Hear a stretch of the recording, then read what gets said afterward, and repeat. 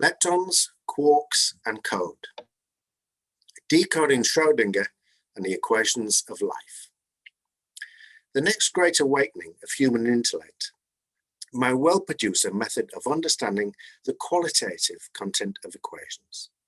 Today, we cannot. Today, we cannot see that the water flow equations contain such things as the barber pole structures of turbulence one sees between rotating cylinders. Today, we cannot see whether Schrödinger's equation contains frogs, musical composers, or morality, or whether it does not. We cannot say whether something beyond it, like God, is needed or not. And so we can all hold strong opinions either way. This photograph was taken nearly 100 years ago, when the greatest minds on Earth were asked to reconcile physics, which had split in two, with quantum mechanics and relativity giving different explanations for the behavior of the same matter. Worse still, neither of the two parts of physics gave any explanation for anything else. So turbulence, frogs, and musical composers were all a complete mystery to science. Science had become inconsistent as well as incomplete. The question is, how do turbulence, frogs, and musical composers fall out of the periodic table? Common sense says there must be a common explanation for the behavior of common matter. Removing the roadblock to progress in science. The study of modern science really started when Newton presented us with the mathematical equations which explained why the planets moved as they did. The force of gravity provided logical cause for action, predicting the motion of the heavens.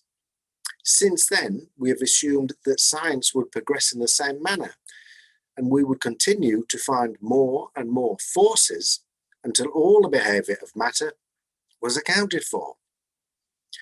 We still don't recognize that the elements are the only matter studied in universities. Therefore, we must reason the same matter would have the same cause of action.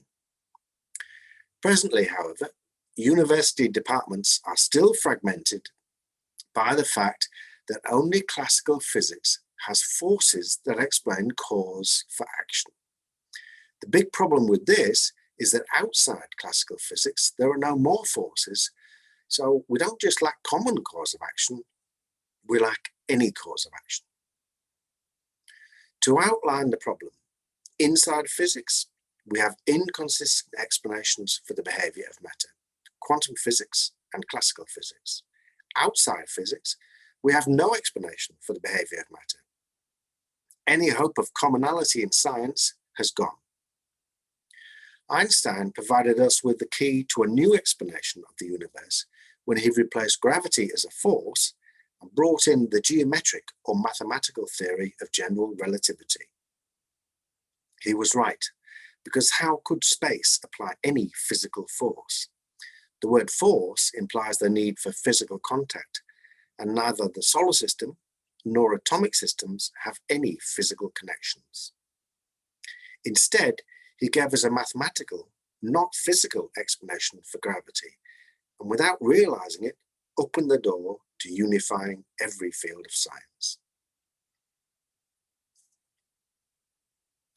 His insight was to see matter and space as simply following mathematical rules. To test if this is correct, we should see if it applies to every other field of science. Quantum mechanics is already seen as matter behaving to mathematical rules, so it fits the new explanation and reconciles the numerical behavior of atoms with the geometric behavior of relativity. Chemistry, genetics, and biology also obey mathematical causality. So this clears up the unresolved controversy of molecules performing geometry without explanation. As physicist Eugene Wigner stated, why indeed should particles obediently line up according to the rules of group mathematics? In practice, we already recognize the fact that the behavior of matter is driven by mathematical information, but we do not acknowledge it. For example, it is taken for granted that biology is the study of matter organized by mathematical instructions encoded in DNA. Famously, Einstein said, "God does not play dice." But Mendel's work with peas shows systems of matter following the laws of probability.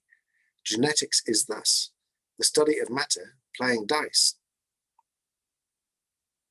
Nature is defined by the laws governing the emergence and organization of life, and we see pi, the golden ratio, the Fibonacci sequence, geometry, arithmetic, fractals, and many other expressions of mathematics, none of which can be explained by any law of physics.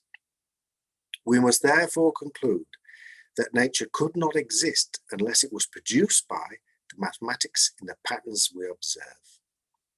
Mathematics gives us a common cause for classical physics, quantum physics, chemistry, genetics, and biology. All that remains is to account for systems with unpredictable behavior, what we now call chaos. The laws of chaos are another layer of causality on top of rigid physics and allow systems to have an infinite number of possible outcomes, as in snowflakes, human faces, or three bodies in space. The laws of chaos are as fundamental to the function of the universe as physics, but they are not understood because they are the study of physical behavior not being produced by physics.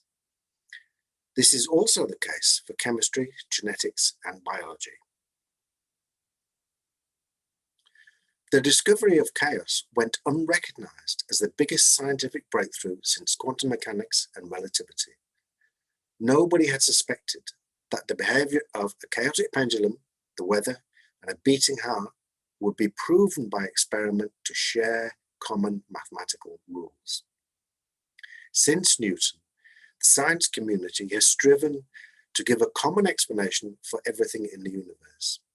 But despite all our brave efforts, we have hitherto failed to find a common cause for the behavior of matter. Mathematics is the only candidate for causality in every realm of behavior. If we replace physics with mathematics as the foundation of the universe, we find there is a logical and cohesive explanation for every field of science. The scientific evidence is freely available to all, and the scientific method demands that we make a choice between mathematics or physics as the common explanation for all we observe.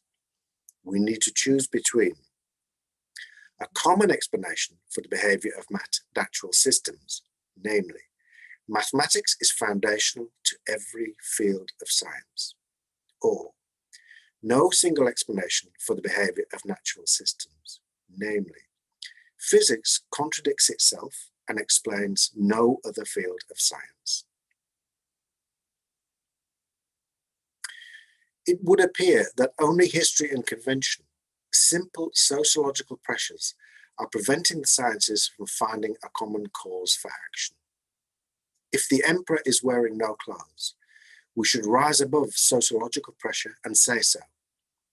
We can choose to remain silent or decide it's time to see reality for what it is and agree that the universe follows mathematical rules, and if it did not, it simply wouldn't exist. Reductionism is the Achilles heel of science. Nature is built from matter following layer upon layer of mathematical rules, leading to the complexity of turbulence, frogs, and musical composers. Each layer does not cause the layer above it. It gets added to. Quantum physics does not explain classical physics, and neither of them explain the behavior of a chaotic system. How could Newton's linear laws of motion ever have been expected to explain the nonlinear motion of a chaotic system? This is why reductionism has failed as a scientific tool. It was folly to suppose that fundamental forces could explain nature. because at the large scale, gravity was never going to explain frogs or musical composers. And at the small scale, the Schrödinger equation was never going to explain DNA. Of course, nature needs the laws of physics to get started, but it only provides the lifeless stage on which chemistry, genetics, and biology play out. We now have one set of rules for one set of matter. Science is at last self-consistent. We should feel a sense of awe and wonder that everything in the universe, from the solar system to Shakespeare, evolved from leptons, quarks, and mathematical code. We can now explain how it is that the human brain evolved from the elements in the periodic table and exposed mathematics as the hidden laws of universal governance. Surely, behind it all must be an idea so simple, so beautiful, that when we grasp it in a decade, a century, or a millennium, we will all say to each other, how can it have been otherwise? How can we have been so stupid? John Wheeler. So there is a completely logical explanation of how nature all works together as a common system of matter. And it's up to ordinary people reading this to decide what they want to do, to continue with science as it is, not making any sense, not having any common explanation for a common system of matter. Or do we move on to something which is nothing more than common sense?